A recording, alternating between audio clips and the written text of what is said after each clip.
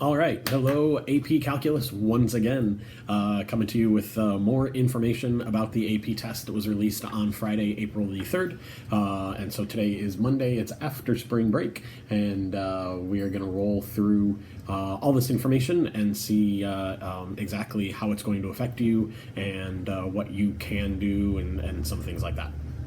So first, go to the AP website, go to College Board, and there's all the information there. So I'm just going to kind of hit the highlights, but if you want to read through everything, definitely go there and you can see all the information that's there. First, there will be a test. The test is happening Tuesday, May 11th. That is 1 week after what we normally had scheduled.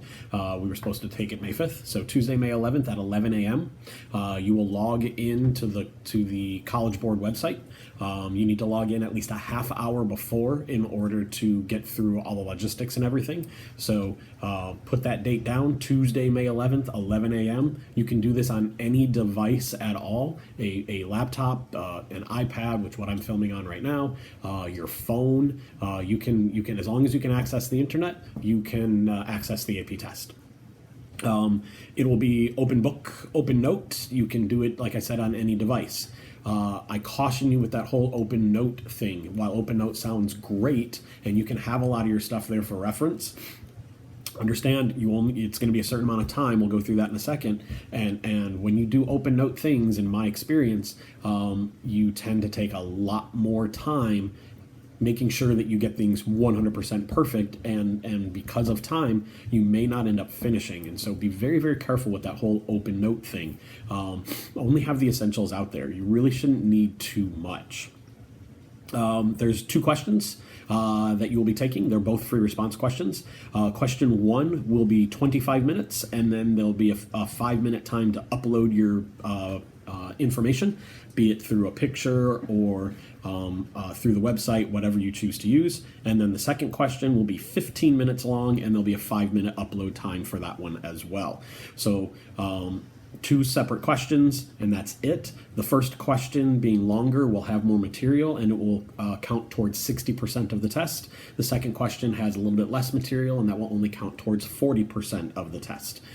Everything that we have covered, we've covered everything that would have been on the AP test. The things that they are not covering, I mentioned this in a previous video, they are not covering integration.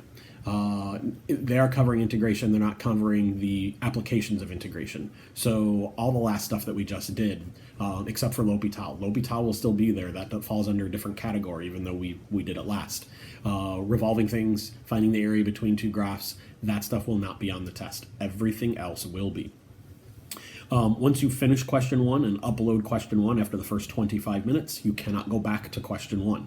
So make sure that you really stay focused on that question, and once you've uploaded it, that you're sure that that is what you want uploaded. Use the entire time. I'm talking to many of you who will fly through the test and then be done with 10 minutes to spare and go, well, I guess I'll upload it. Use every minute you have. You have open book, you have open note, double and triple check. The AP test, the way it used to be, is nationally graded and nationally curved. So you don't want to upload things so quickly and then have this curve be a very, very high curve where not a lot of curving actually happens, and you end up making a bunch of careless mistakes. So take your time, utilize your time wisely. AP website is gonna come up with a keyboard tip sheet if you want to use their uploading program and type it all in. I would caution against that. Again, because just learning a program, especially a math program, of how to type things in. I've learned a handful of different math programs for all the worksheets and tests and things that I've created, and learning a new program can take time. Learning how to type in an integral, learning how to type in a derivative, and all of the little minutia that you might need to type it all in there, way quicker for you just to handwrite it. And the way that you can submit your work is to handwrite it, take a picture of it, and then upload it. That's what I would recommend that you do. I would not use their software just because it's not familiar to you, and you don't want to waste time. So have paper and pencil ready, do it all on the paper, take a picture of it, and upload it that way. Make sure that your work is clear, make sure that your work is legible. Calculators are not going to be required at all, but they are allowed. So feel free to have that security blanket there. I have a feeling that they're going to write problems as they always do. The 2019 test, if you did the 2019 test, the last 4 questions were non-calculator, and pretty much everything they asked you, a calculator wouldn't have helped you anyway. What the calculator will do for you, I would definitely have your calculator there. Anything that you're integrating, let your calculator do. Any derivative, let your calculator do. They're not going to be looking for you actually taking derivatives and integrating, because you'll have that technology. So that's a big deal for you, as far as not having to worry about little tiny things of chain rule, things like that. You're still going to have to do that. We'll talk about that as we look at more and more practice problems. But a lot of that little stuff you're not going to have to worry about. So having that calculator there is going to be a big thing. So make sure you keep your calculator handy. Don't simplify things. We've talked about that before. I know in my class we want to make sure that we are higher level, and so we're going to simplify. We're going to reduce everything, anything that's common.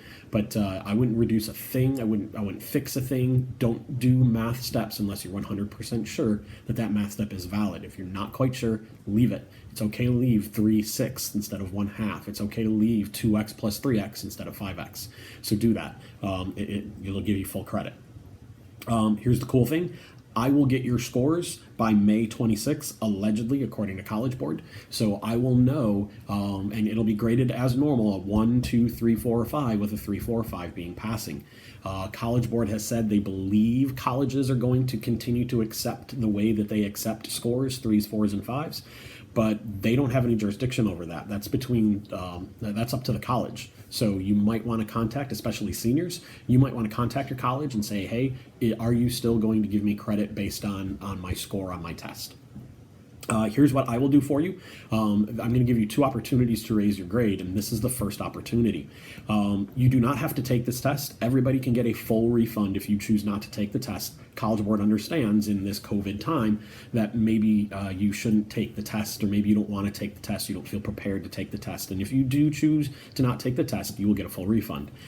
If you take the test, if I get a score for you on May 26th, the worst grade you will receive is a D, no matter what grade you had before, no matter what percentage you had before. If you at least take the test, I will at least bump you up to a D. There are other ways that you can improve your grade, but this is one way. You simply take the test. I guarantee you won't fail. I know it's D, but at least it's not failing.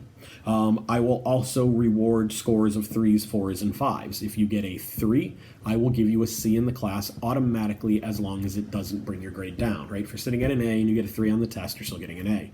But if you have a D right now or an F right now, if you get a 3 on the test, your grade will become a C. If you get a 4 on the test, I will change your grade to a B, and if you get a 5 on the test, I will change your grade to an A. I don't usually do this, but these are weird times that we live in. So take the test, automatic D. If you get a 3, a 4, or a 5, automatic C, B, or A, as long as it improves your grade. If it doesn't improve your grade, then we won't change it. We'll keep your grade where it is.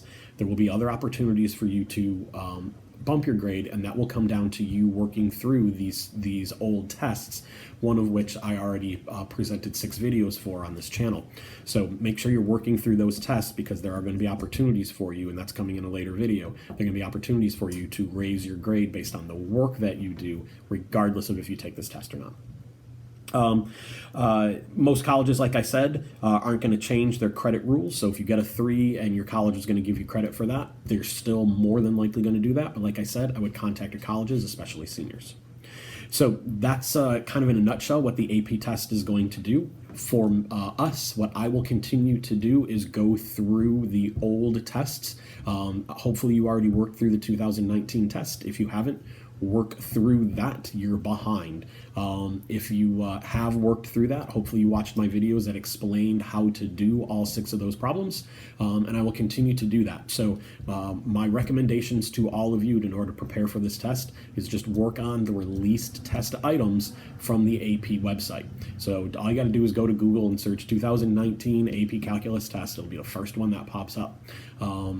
Once you finish that one, go to 2018, then go to 2017, then go to 2016. The more you do, the more exposure you have to the types of problems that they usually write, and that will get you better prepared for this test. As far as my videos are concerned, I will definitely go through. I've already gone through 2019. I will go through 2019, 18, 17, and 16 for sure. Those 4 tests I will walk you through step by step, just like I did on the 2019 test on videos. I will do that on my YouTube channel. Those will come out once a weekish, once every 10 days, something like that. So keep looking for those videos. Don't watch the videos of the problems until you have tried the problems yourself. If you just watch me do the problems, you will learn nothing. You need to attempt them, you need to work through them, and then go ahead and watch the video that will help you in that fashion. So as far as the plan is concerned, between now and May 11th, just work on whatever tests that you need to work on, 19, 18, 17, 16, all the way, you can go all the way down to 1998 if you so desire.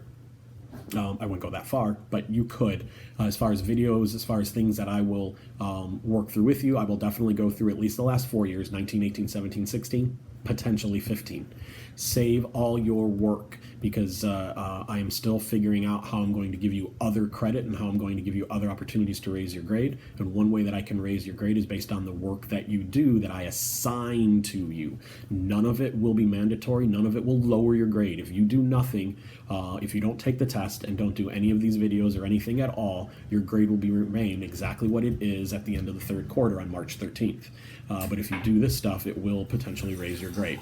So taking the test, automatic D if it helps. Getting a grade of a 3, 4, or 5 will raise your grade to an automatic C, B, or A if it helps. And then as long as you work on the things that I've assigned to you, these previous tests, make sure you keep all of those papers, take pictures of them, because you're going to have to email them to me. I will give you all that information soon. I haven't finished the logistics of that yet, but when I do, I'll post a new video for you and you'll be good to go. Until then, thanks, have a safe time, and good luck on the AP test.